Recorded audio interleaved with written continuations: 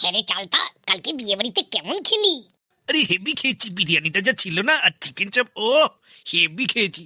আচ্ছা, তুই একটা জিনিস লক্ষ্য করেছিস? সঙ্গীতা হাতে কি সমস্ত লাল ঠাল এঁকে এসছে।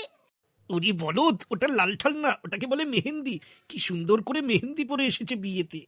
এই ছেলেরা পড়ে না? তাহলে চ সঙ্গীতার বাড়িতে গিয়ে জিজ্ঞাসা করি যে ছেলেরা পরে কিনা। কেন জানিস, ও হেভি সুন্দর সাজাতে পারে আবার। বাবা, ও কি মেকআপ আর্টিস্ট? হ্যাঁ ঠিক তাই।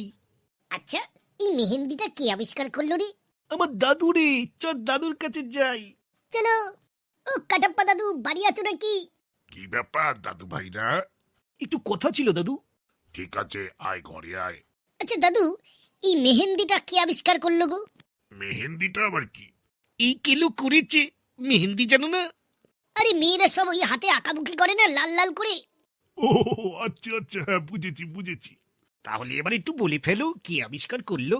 তাহলে শোন, মেহেন্দির প্রথম ব্যবহার শুরু হয় প্রাচীন ভারত ও প্রাচীন মিশরে, প্রায় 5,000 বছর আগে। কে আবিষ্কারটা করলো? একজন নির্দিষ্ট ব্যক্তির নাম জানা যায় না। প্রাচীন মানুষেরা হেনা গাছের পাতা শুকিয়ে বেটে রং করতেন। কেন ব্যবহার করা হতো?